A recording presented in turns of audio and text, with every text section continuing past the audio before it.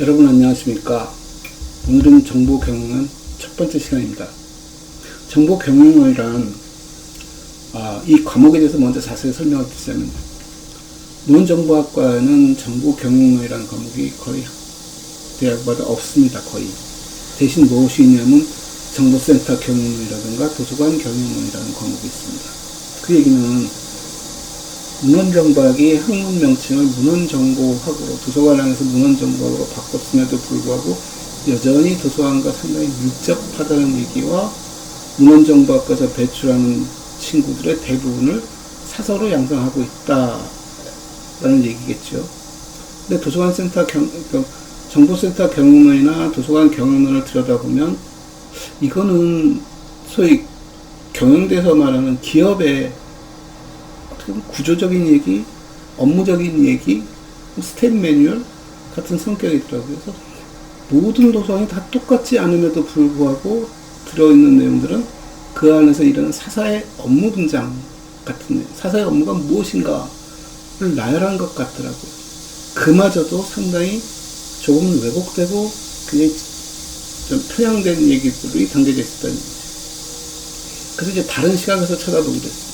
그래, 사서라는 존재를 도서관으로부터 독립시킨 상태에서 한번 쳐다보자. 그러니까 사서의 일이라는 것이 전문직이라고 하니까, 전문성이 있다고 한다면 의사나 변호사처럼 사서의 본질적, 본연의 업무가 뭘까라는 걸 다루고, 그것 중에서 무엇이 하나의 과목으로 형성하면 좋을까 했을 때 사서를 크게 두 가지 영역으로 봤습니다. 하나는 커뮤니티 액티비티고, 하나는 인포메이션 서비스로 나눠서 본 것이죠. 커뮤니티 액티비티는 다르게 표현하면 우리가 리터러스라고 말할 수 있는데, 그 얘기는 뭐냐면 어느 지역사회에 있어서 그 지역사회가 그냥 우리 동네, 행정구역의 동네일 수도 있는 것이고, 기관, 대학, 학교, 연구소 등 그런 조직체일 수도 있는 것인데, 그곳에서의 리터러시를 담당한다. 리터러시를 쉽게 얘기하면 그냥 문해력, 글자를 깨우치고 이해하는 정도를 우리가 리터러시라고 말하지만, 리터러시에도 앞에 수식어를 어떻게 붙이냐에 따라서 굉장히 다양해질 수 있습니다. 최근 들어서는 미디어 리터러시 또는 디지털 리터러시라는 말까지 씁니다.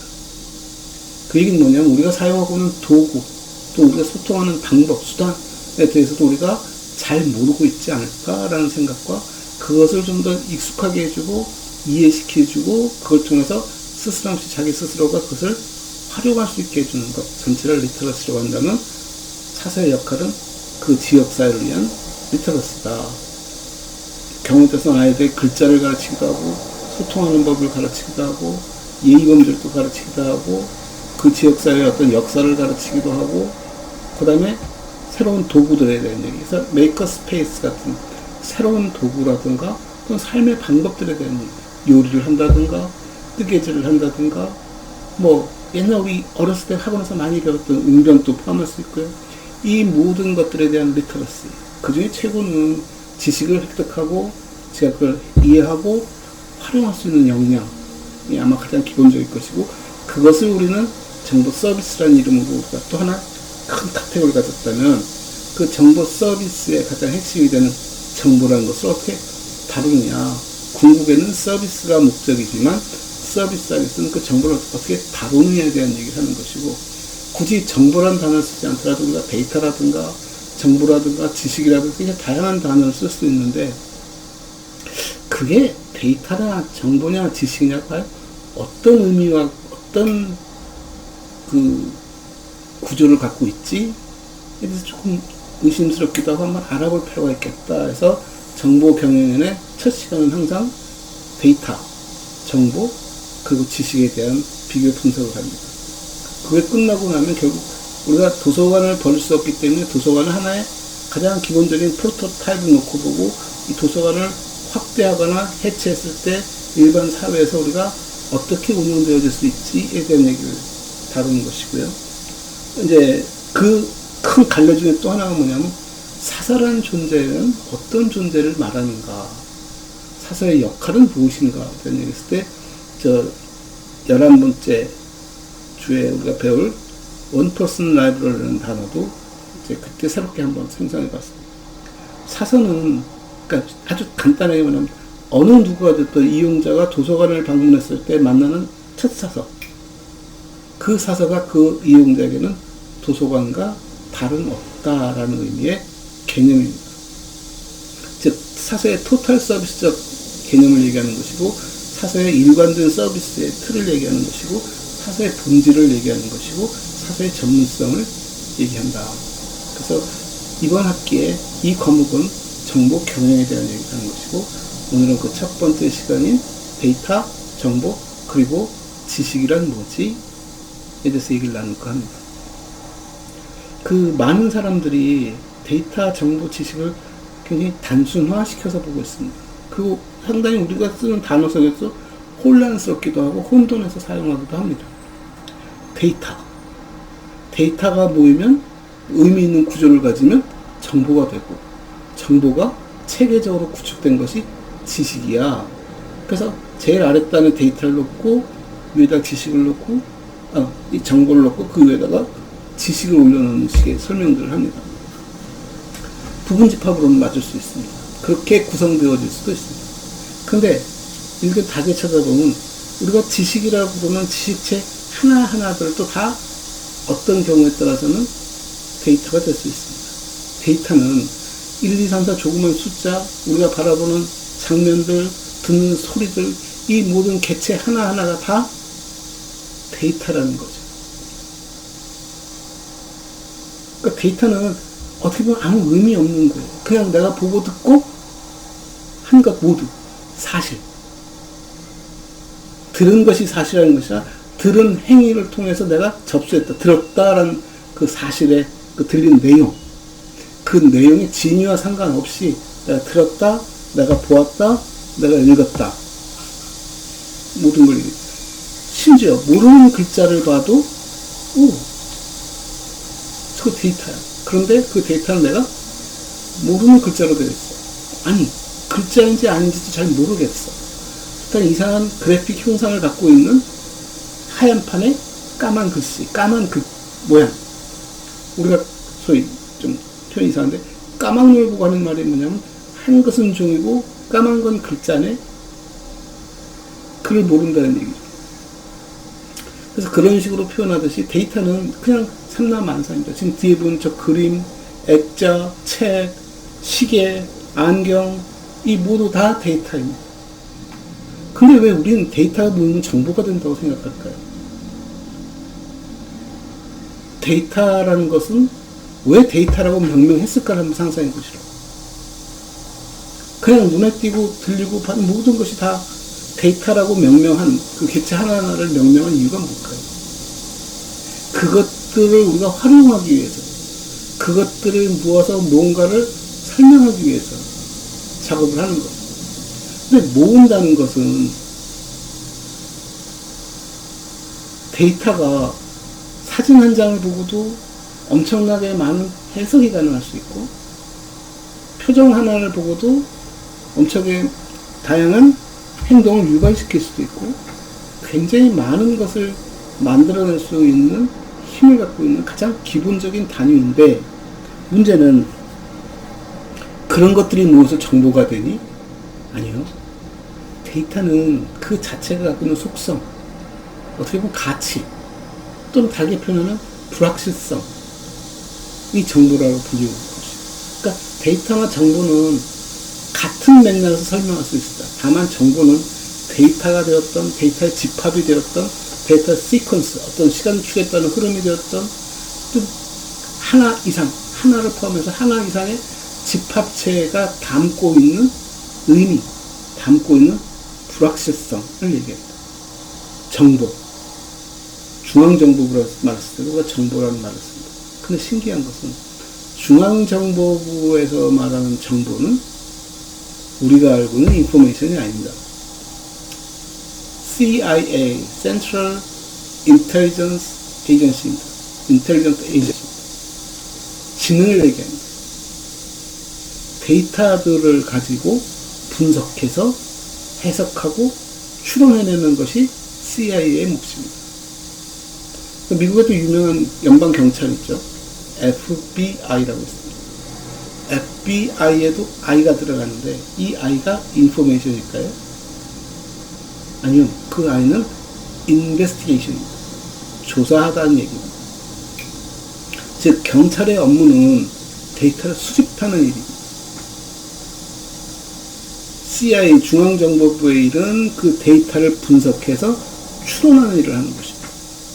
즉 그 안에 정보를 획득하는 일을 하는 거죠. 나라는 사람을 처음 봤을 때 보고 본 그 장면, 본 모습, 목소리, 행동, 그 다음에 경우에서 내가 쓴 책, 글, 이 모두를 다 쳐다보고는 나를 이해하려고 들면 필요한 것이 뭡니까? 정보죠. 정보는 내가 주는 것이 아니라 그 속에서 만들어내는 행위를 하는 것입니다. 누가 주던, 누가 받던, 누가 만들던 거기서 나온 가치적 얘기가 정보라는 것이고 그 가치적 얘기도 인간이 갖고 있는 행위 속에서 의미를 갖는다는 거예요. 즉 사람은 어떤 데이터를 보면 처음 보는 데이터를 보면 호기심을 갖기 시작하고 그 데이터가 갖고 있는 의미가 뭘까를 생각하게 됩니다. 첫 단계는 머릿속에 까맣죠. 뭐지? 아는 게 없는 거죠. 소위 불확실성이 상당히 높은 상태에 있는 것을 우리가 정보라고 말을 합니다. 내가 모르면 모를수록 알고 싶은 욕구가 크면 클수록 그 대상에게는 엄청난 정보가 있다라고 생각합니다. 근데 내가 이미 알아버렸다면 더 이상 알 것이 없고 내가 이미 그 사실 그것이 무엇인지를 정확하게 알고 있다면 그 대상에서 나는 어떤 정보도 얻을 수 없습니다. 이미 알고 있는 사실이니까. 그게 정보입니다. 다르게 말하면 아까 말한 대로 불확실성에 대한 얘기를 합니다. 인간은 불확실성을 제거하기 위해서 행동합니다. 저게 뭘까? 그러면 주변에 있는 다른 데이터와 엮어서 봅니다. 왜 저 데이터와 이 데이터가 가까이 있을까? 왜 항상 같이 나타날까? 이 시간대의 시간축에 따라서 다르게 표현되어질까? 예를 들어 보면 어느 누구의 정준민의 어느 하루 영수증을 찾았습니다. 영수증 5개를 받다고 합시다. 5개의 데이터가 모여있는 거죠. 어떤 데이터는 식당에서 끄는 영수증, 어떤 데이터는 택시를 타고 탄 영수증, 어떤 데는 입장료를 내고 들어간 영수증, 어떤 물건을 산 영수증, 이런 게 5개가 있다고 해봅시다. 그럼 이 데이터가, 각각의 데이터 영수증에는 어떤 내용들이 담겨있을까 보는 거죠. 데이터 자체가 또 다른 데이터를 담고 있다는 얘기죠. 영수증은 아까 말한 대로 밥을 먹었다면 식당명이 있을 것이고, 영수증을 끄는 그 순간의 시간이 있을 것이고, 식사, 음식의 제목이 있을 것이고, 가격이 있을 것이다. 그 다음 물건을 샀다면 가게 이름이 있을 것이고, 그 가게 산 물건 영수 처리했던 그 시간이 있을 것이고, 물건의 이름이 있을 것이다. 이런 데이터들 속에서 우리가 알아낼 수 있는 정보가 뭐냐 하는 거죠. 즉 모르고 있는, 유추해낼 수 있고 해석해낼 수 있는. 근데 이 5개의 영수증의 시간축을 쭉 보면서 아, 정준민의 하루를 알 것 같아 라고 말하면 상당히 많은 데이터 속에서 상당히 많은 것을 우리가 추론해낼 수 있다는 것이, 그게 CIA에서 말하는 인텔리전스이고 FBI 말하는 인베스티게이션에서 조사를 통해서 데이터를 수집하고 데이터를 분석해서 그 속에서 엄청난 정보를 찾아내는 거죠. 불확실성을 제거해서 담겨있는 내용, 의미와 가치를 끄집어내는 거예요. 그게 인포메이션입니다. 그게 오랜 시간 축적되어지면서 어떤 일정한 패턴을 보이기 시작하고 다른 사람에서 검증되어지고 그게 하나의 굳어진 하나의 프로세스로 하나의 시퀀셜한 어떤 의미 있는 맥락으로 구성되어지면 우리가 그것을 지식이라고 부릅니다. 데이터 한 개가 지식일 수도 있고 데이터가 축적되어져서 하나의 지식이 형성되어질 수 있는 것이고 그 데이터 속에서 추론되어진 경험과 추론되어진 데이터, 추론되어진 사실들을 데이터화 시켜서 그 뭉뚱그려서 전부 다 합쳐서 지식이라고 표현할 수도 있다는 겁니다. 그리고 그 지식 전체를 다른 지식과 비교할 때는 그 지식을 우리가 데이터로 간주할 수도 있습니다.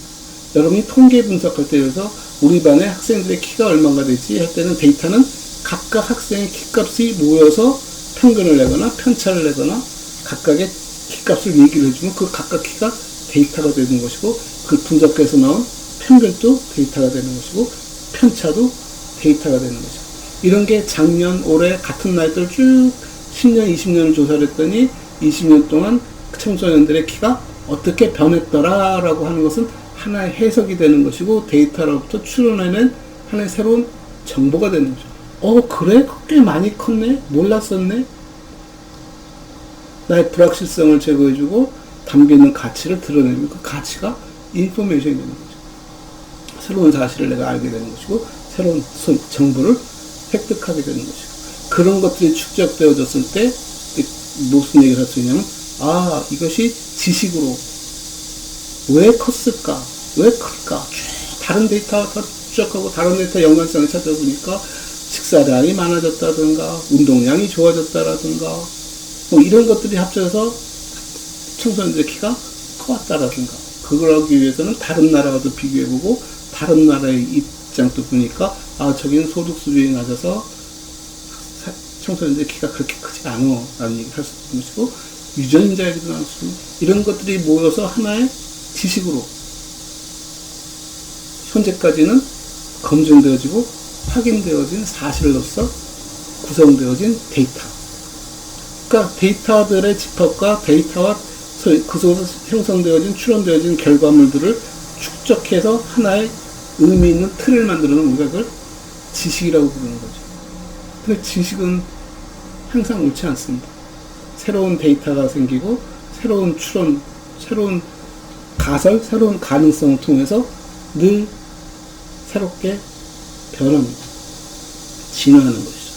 지식은 끝없이 진화하고 있는 것이고, 데이터는 늘 새롭게 생성되어지고 있는 것이고, 그 데이터 속에서 새로운 가치를 늘 추구하고 있는 것이고, 이게 소위 말하는 데이터, 정보, 지식의 관계입니다. 근데 우리는 말할 때, 야, 나한테 데이터 좀 줘봐, 나한테 정보 좀 줘봐봐, 거의 데이터와 정보를 혼돈해서 씁니다. 왜냐면 내가 아까도 데이터라고 명명한 이유가 뭘까요? 명명한 이유는 어떤 특정한 인포메이션이 필요합니다. 인폼이라는 말 자체는 알려주다라는 뜻입니다. 그러니까 인포메이션이라는 것은 무언가를 내가 알고 싶은 것을 알게 되는 과정이 인포메이션, 얻은 것인 거죠. 그 얻는 과정이 데이터로부터 얻은 데이터의 가치일 수도 있고, 데이터로부터의 불확실성을 제거해내는 작업일 수도 있는 것이죠. 그 프로세스가 인포메이션이라는 말로 표현될 수 있다. 그러니까 데이터를 획득하는 과정도 정보를 획득한다고 말해요. 실은 정보를 획득한다고 해서, 야, 굉장히 좋은 정보가 있는데 하나 볼래? 좋은 정보가 있는 것이야? 좋은 데이터가 있는 것이야? 그래서 딱 보면, 그래? 보여줘. 이거야. 그거? 나 이미 알아. 그러면 이 사람은 정보를 얻었을까요? 못 얻었을까요? 얻은 정보가 없죠. 이미 알고 있는 사실이니까. 그러니까 정보는 내가 알지 못하는 것에 대한 가치이고, 내가 정보를 얻겠다는 것은 그 알지 못하는 그 불확실성을 제거해서 명확하게 그 추론한 결과치를, 그 가치를 알아내고자 하는 것이죠. 저 산골 속에 큰 집이 하나 있다. 아니, 위성을 타고 위성에서부터 쭉 내려다 보니까 북한에 어디에 사진들이 있는데, 어제 사진과 오늘 사진을 비교했더니 까만 점 하나 있다가 없어졌더라. 이걸 빈번하게 반복해서 쭉 찾아보니까, 저 까만 점이 크기로 봐서 트럭일 것 같아. 트럭이 왔다 사라지고 며칠간 머물고 하는 과정을 놓고는 뭐라고 추론하냐면, 저 속에서는 지금 무언가를, 물건을 나르고 있거나 뭔가 활발히 움직임이 있는 것 같아. 거의 대부분 누구나 알만한 것들, 데이터만 충분하다면 충분히 해석 가능하고 유추 가능한 것들에 대한 얘기들인데, 불확실하죠, 아직도. 완벽하게 하려면 직접 가서 확인해 보는 게 제일 좋겠죠. 그때까지는 상당히 많은 정보량이 있다는 거죠. 아직은 정보의 가치가 있다는 거죠. 불확실하니까.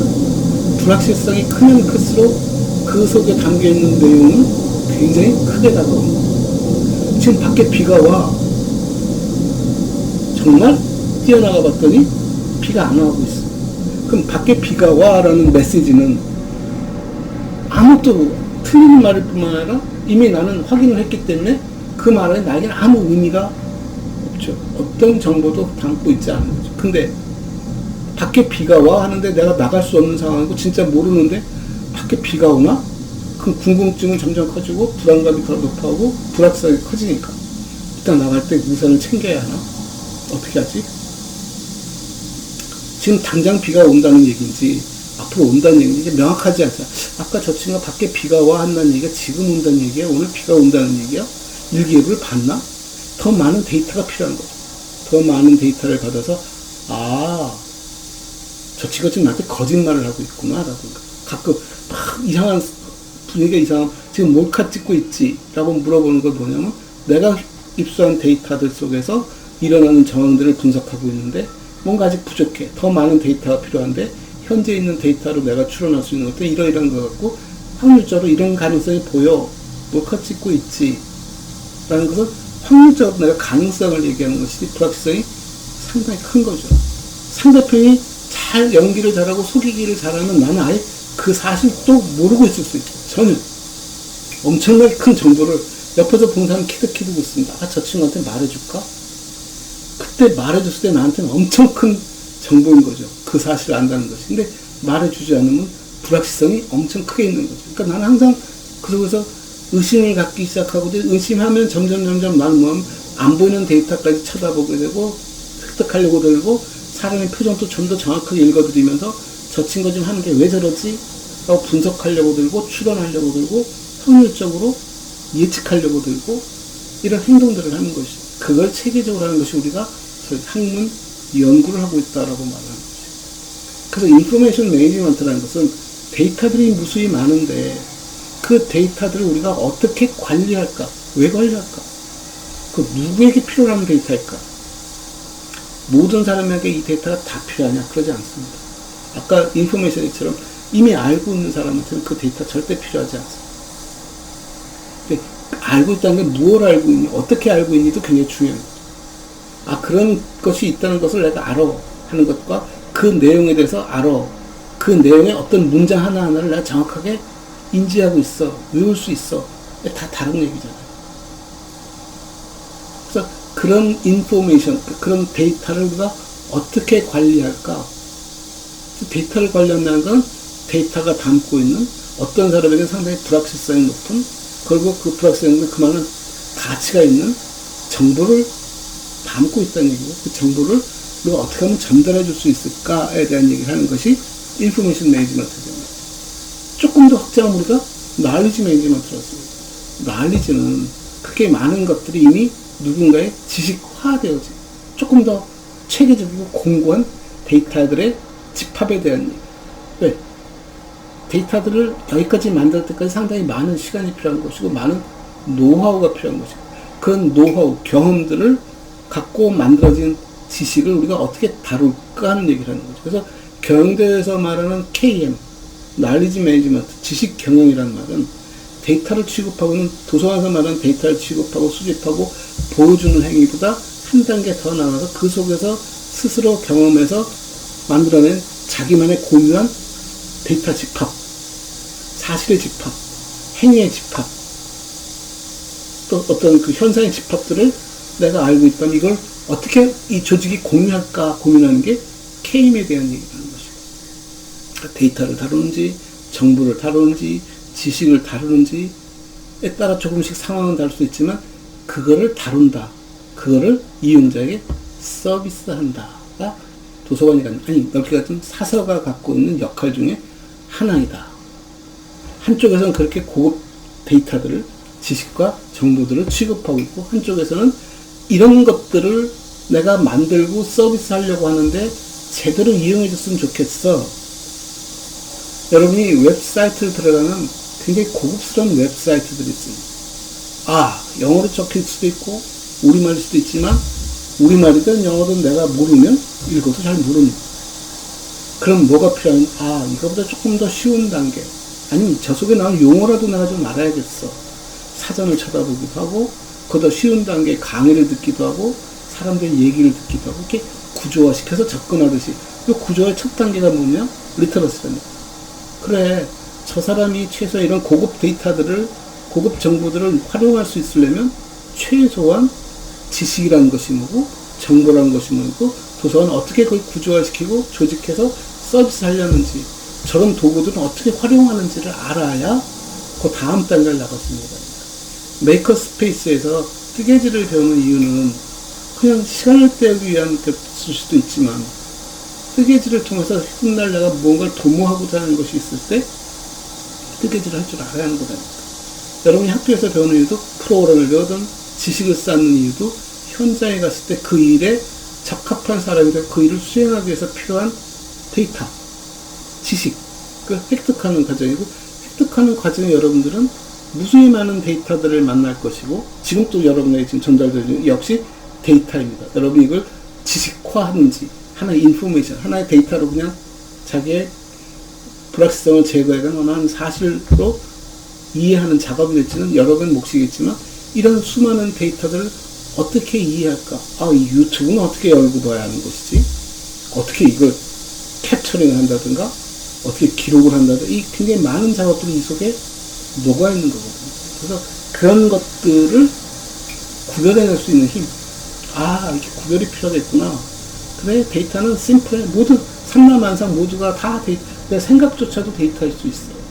그 데이터들의 구조 속에 하나 이상의 데이터들이 갖고 있는 연관성 속에서 우리는 정보라는 걸 만들어낼 수 있어요. 그 가치를 드러낼 수 있고, 그 가치가 다시 형상화되어서 기록화되어지면 또 새로운 데이터가 될 수 있는 것이고, 그것에 내가 모르는 것이면 모르는 것일수록 불확실성이 크다는 얘기, 그 불확실성을 획득하려고 하는 노력이 정보를 얻으려는 것이고, 근데 실제 결과는 데이터를 수집하는 방향으로 표현되어지고, 데이터 수집 과정 속에서 그 속에 내재된 가치, 정보를 획득하는 것이고, 그런 데이터들이 일정 기간 또 일정한 시스템에 의해서 조직화되어지고 검증되어지고 하면 우리가 그걸 지식이라는 하나 그냥 패키지화 시켜서 부르는 것이고, 이 지식은 상황에 따라서 시간 변동에 따라서 계속 진화하고 변이하고 있다 라고 보시면 될 겁니다.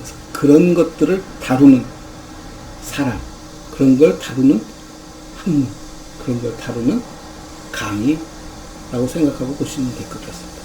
다음 시간은 이제 그런 데이터들이 어떻게 형상화되어지는가에 대한 기록에 대한 얘기를 나눠볼까 합니다. 감사합니다.